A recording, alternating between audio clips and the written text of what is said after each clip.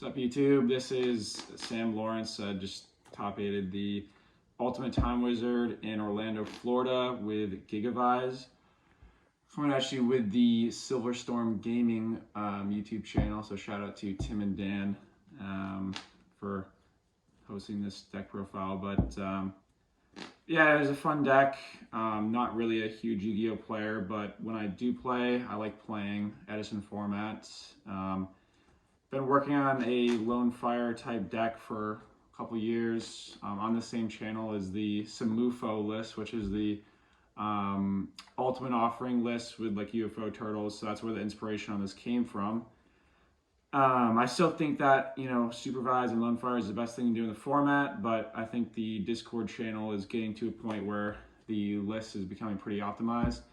I don't like a lot of the choices that some of the lists are playing.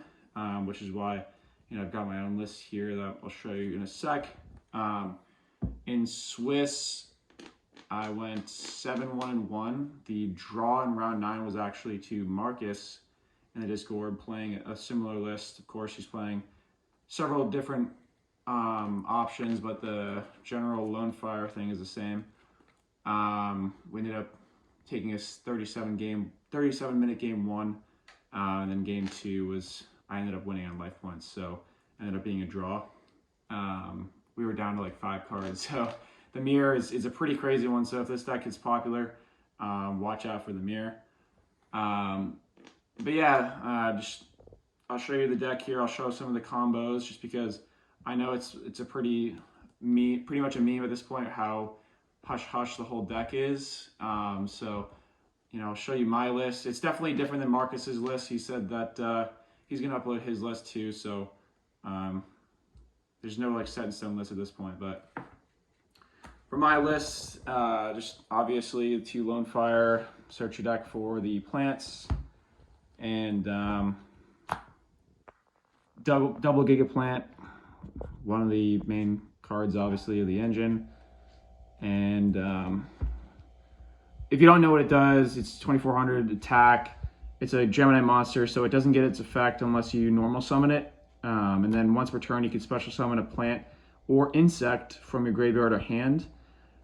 It doesn't target, by the way, so if someone doesn't know what they're doing and they like Crow or Lone Fire or whatever, you can return the other one. So again, keep that in mind. It does not target.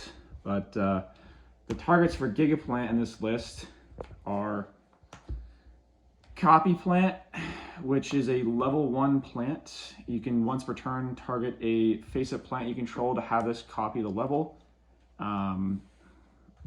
Sometimes comes up, but usually is just to be a level 1 tuner. The other one is Nettles. So if a face-up, if this would be destroyed, if you have another plant, you can destroy the other one instead. That basically is irrelevant. It's mostly just a, you know, level 2 for plant tuner. Can also crash with Fossil Dyna, so that actually is somewhat relevant sometimes. And the last monster is Titanial, obviously one of the main cards of the deck. You can tribute a plant monster you control to negate something that targets. In the mirror match, this is obviously insane. You can negate your opponent's supervises. But yeah, also just in general, like D-Prison, Caius, all the, you know, normal targeting stuff in Edison. So you can create some pretty unbeatable boards by setting up Titanial super easily. That's it for the plants. And so where my list differentiates itself from the normal list that people play in the Discord. Mostly people are playing Dandelion with Super Solar. You know, of course, Dandelion makes plant tokens, which you can use with Super Solar and Lone Fire to do some stuff with. But the problem with those lists that I've had was just like Dandelion is really bad by itself, and even if you have Super Solar, it's really easy to get bricked in the sense that like it makes you more vulnerable to MST and like Royal Oppression. And they're playing like Cyber Valleys, which I also think are really slow. Like you don't really want to normal summon them. Like they don't really get you to Lone Fire. Like they're not bad. I just like don't really like the way that they make the games play. It's just like they're kind of slow, and like your opponent can steal the Cyber Valley, and then Cyber Valley without Dandelion also is just like really bad, and you can't rely on the ending the battle phase effect. So I just didn't want to play them. So instead, playing Sangan, which I mean every list should be playing it. Obviously, searches a Lone Fire. It's pretty slow, but like unfortunately, you kind of just have to play it. This is the stuff that like most lists aren't playing, but I think are really good. So first is Card Trooper. It's great with the revival cards, but it's also just like a generally good monster. You can get over Stratos, Rykos easily, hamsters, and also it just mills you 3. So like it just progresses your game plan into finding plants, because like there's a lot of times where like even if you don't have a Lone Fire access, like if you mill it, it's cool, but if you don't, like if you open like a plant tuner randomly and like mill Gigaplant, you know, you can do the Mark of the Rose plus DDR combo. It just like you see more cards with it. If it dies, you still like draw cards. So I really like Card Trooper. It definitely could be cut. Like I cut it against a lot of decks, but I just like it game 1. This is the best card that I added versus like the Discord list. Basically, like there's a lot of random mills in this deck, so you can just sometimes hit it off and just mill it over. There's also a lot of targeted discard too. So if you draw, you can discard it. But the way this deck works really is you're going to set up a board where it's pretty much unbeatable, but sometimes you can just like, they can attack over your guy and break your board. So like if you can just have like one effect or attack negation, like it's usually good enough so that you can take your basically unbeatable board and finally kill them the next turn. And because of all like the random discards you have in the deck, it's good to just like basically be a free discard with massive upside. Plague Spreader is another good card that I don't really see people playing, but I think is cool. It's really good in your grind game plan because with triple Hidden Armory, Mark of the Rose, and Brain Control, you have 5 steal effects. So of course Plague is pretty good there. It's kind of cute, like you can do plays with like Gigaplant and Supervise or whatever and like combine it into level 8. But yeah, it's just good with like the steal effects. Also, like you can just like discard this for one of your discard traps and stuff early on. And then later on in the game, you can just like, if you're low on resources, Hidden Armory. You can like stack a bad card. Like if you have like Necrogarda, whatever, you can stack a bad card, mill for the Hidden Armory, like get Mark of the Rose from graveyard or deck, and then, you know, steal their guy. And that's off of like nothing basically, which is pretty cool. And the last card is Morphing Jar. Basically, anytime this resolves, you auto win. You just draw 5. Every single time this resolved in the tournament, it won me the game. I know most people, I don't know if anyone else is playing this card in the Discord list, but I think it's really good. Like people didn't want to attack into my face downs because every time it happened, like people were like, "Oh yeah, I didn't want to attack because I figured it was Sangan." And of course, if they kill your Sangan, you get right into Lone Fire. So sometimes people don't want to attack. Even if they do attack, there's, you know, several ways to block attacks in this deck, you know, like discard traps or whatever. So it's possible for you just to flip it on your own turn a good amount of time. So last monster is Gores. There's some openers where you open like Hidden Armories and stuff and you don't really do anything on your first turn, or like Gold Sarks, and he just like helps you survive. He actually won me a couple games over the weekend by himself basically. So just a decent card. Doesn't do anything with the combo, but keeps you alive. All right, for spells, Triple Upset Goblin.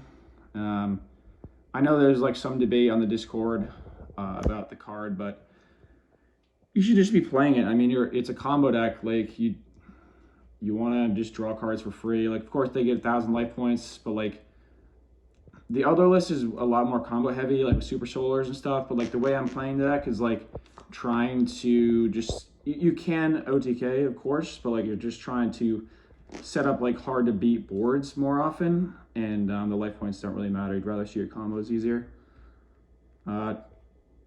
This is the probably the biggest difference too is I'm only playing 5 equip spells. You know, a lot of people play like double DDR, double mark. The only issue with that is just like there's so many dead cards if you do that, and it makes it way like, sure, you're more likely to open combo, but it's also like very likely you just brick, and I don't really want to like brick. Triple Hidden Armory. This card is, you know, you mill a card and you search your deck or graveyard for an equip spell. And it's one of the main reasons why I think the deck is so good, because basically you have 6 copies of Supervise. So like the main combo, of course, is if you just have these 2 combined, you can just do crazy stuff. And yeah, just having like extra copies of every equip spell means you can pretty easily find them. And the other card to go with it, Triple American Fertilizer. So these obviously work really well together. Early game, like even if you just like open Lone Fire, you can just do this turn 1, just dump a Titanial, and then like it gives the deck like really good end game potential too. So like not only can you kill your opponent out of nowhere, you can also just like 2-card combo and get back like into the game super easily by just like returning Gigaplant, slapping a Supervise on it, and just going crazy. And even in like a super low resource game, you can just like, you know, discard a Titanial or whatever and come back that way. Like I even had a game like that I won where it was like my deck like bricked, and my only 2 monsters that I drew were double Gigaplant, and just won by like literally just looping Gigaplants because I couldn't deal with those. So the fertilizers, you should definitely be maxing those out. I think every deck should be playing at this point. If you're playing GIGAVISE, double Gold Sark. So yeah, you search 2. You know, you search any card from your deck, and 2 turns you get it. So why it's good though is obviously like you can search your power cards like Heavy Storm and whatnot, but you also play 4 copies of DDR. So like it's very easy to like open this and like Supervise or whatever, and you can just like turn 1. Sure, like you lose a card because you discard the DDR for DDR, and then you also like you lose a card by just searching this. But like the combo is so broken that like your card advantage doesn't really matter because you're just gonna win the game anyways if you do that. So yeah, Gold Sark, obvious. Brain Control, broken. Obviously, just steal your guy. Foolish Burial. Not like there's no Dandelion, so you're not making tokens in this list, but you still want the Foolish because obviously you can send this to the graveyard if you have Call the Haunted or Miracle Fertilizer. But also like there's a couple other cute cards you can send. You can send the Plague Spreader to Synchro. That sometimes comes up. But also the other thing is like you can send Necrogardener. So as I was saying before, like there's a lot of times where you can set up like an unbeatable board of like Titanial, Stardust, Gigaplant, and the only way they can kill it realistically is attacking because they're not going to target and they can't destroy anything. So you can like set up that board Foolish for Necrogardener, and they're not going to have anything on the board anyways because you're going to kill all of it during your turn, or if you do it turn 1 anyways. But yeah, you Foolish the Necro, and they just can't do anything. So it does like a lot of things for the deck, so it's really good. And the last 2 cards, obvious, Heavy and True Nade. So True Nade's actually better because the way Fertilizer works, and Supervise too, but the way Fertilizer works is it doesn't destroy the monster when this card is removed. It only gets destroyed when the monster is removed. So you can go like, if you're playing against a deck that doesn't play back row, like Frogs, for example, you can go Fertilizer, return Gigaplant, Supervise, like summon a guy, and then like let's say you summon, I don't know, another Gigaplant. You can then True Nade back both of these, and then Fertilizer again to return another guy, let's say Titanial, and then Supervise again. So like True Nade is not only is it a way to just like obviously out your opponent's back row like before the combo, but if you're playing against a deck that does not have like removal in their back row, you can just like be an extender as well, which is obviously insane. All right, traps, triple Regeki break, the mass removal, Call the Haunted, and Solemn. Obviously all good cards. The Regeki break answers anything like Royal Oppression as well as Fossil Dyna, so it's really good. And Solemn's obviously broken in the deck too, and the deck that can make a bunch of onboard negates. Having another one is really good. Extra deck, Armory Arm, Android, Caster, GIGAVISE, Bryanak, Black Rose Dragon. Something I'm going to probably change in this list. I think the other list that Marcos was playing with more equips is you want multiple power tools, but I never went into multiple this weekend. Like theoretically you could, but I'm only playing 5 equip spells in my list. So they wanted it to be a little bit more consistent in the sense of less like multiple equip spell openers. Yeah, so I think it's just the way you build your deck. Like if you're gonna play less, you don't really need 2 of these. If I was only gonna play 1, I would probably play XX Saber Gotems because I did play against Machina, and it would come up where you can like go into, you can like Mark of the Rose their Fortress and then go into Gotems. And then level 8s, which is the one that you go into most, Thought Ruler, Red Dragon. Double Stardust because you go into the most for your lock combo. Colossal, Brute Drago, and Chimera Tech. Finally, for the side deck, double DD Crow. You know, it's good against all the graveyard decks, of course. It's good against the frog combos. I don't really like it against like some of the more mid-rangey graveyard decks. Like I don't actually really bring it in its value. Like I know some people do, but it's mostly just for like the combo-y decks. Yeah. Double Breaker. I don't really like this card, but it serves a role in that it kills both Fossil Dyna and Royal Oppression. So I played against only 1 black one this weekend, but it was good there. I outed Royal Oppression and can like, you know, kill their guys as well. It also doesn't get deck devastation virused, so that's pretty cool. Double Cyber Dragon. This is for Machina, Gladiator Beasts. I don't really like it. I mean, Hero Beat if you play against it. I don't really like it against Blackwing because it doesn't really do anything. Like it just gets Royal Oppression or they just collude over it or whatever. So like it's a big beater, but I don't really bring it in. Super awesome side deck card is Autonomous Action Unit. So if you've never seen this one, it's really niche and no one ever really plays it, except for probably this deck now. You pay 1,500 life points to return a monster from your opponent's graveyard, and you just return it to your side of the field. So if you play against a Lone Fire deck, you basically have 4 copies of it, and if you don't open Lone Fire, or even if you do, you can just steal their guy, and you can combo off that way. So I played against Quick Draw one of the rounds, and yeah, game 2, like he goes turn 1 Titanial. I don't even think he set a back row, but yeah, just stole his guy and did full combo using his own Lone Fire. So you should definitely be signing this card if you're playing this deck. MST against Royal Oppression decks mostly, but yeah, against back row heavy decks, it's pretty good. Vortex against decks that you want to kill a lot of their monsters, like Amaryllis. I like it against frogs, like decks that Christia decks, just anything that like you need their monsters to be killed. Dust Shoot against monster heavy decks. I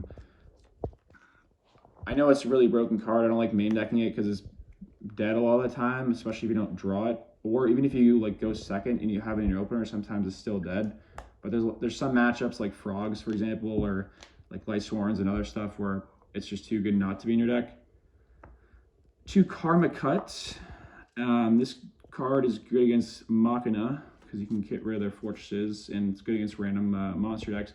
The main reason why it's in here though is because of frogs. So obviously you can kill the Vanity's Fiend, but there's also that frog combo deck floating around. If you ever kill their Substitute or their Fishboard Blaster while they're going off, this can single-handedly win the game. So thought it was a good choice for the weekend. One trap stone against the trap heavy decks. You just flip this up and GG. Dust Tornado, just another MST effect. And this card is sick, Transmigration Prophecy. So you can shuffle 2 cards from any player's graveyard into the deck. It's really good against certain decks. Like I like it against YU. If they like activate Plague Effect, for example, they stack a card. You can then return like a Vayu and a Plague. Comes in against some other matchups as well, like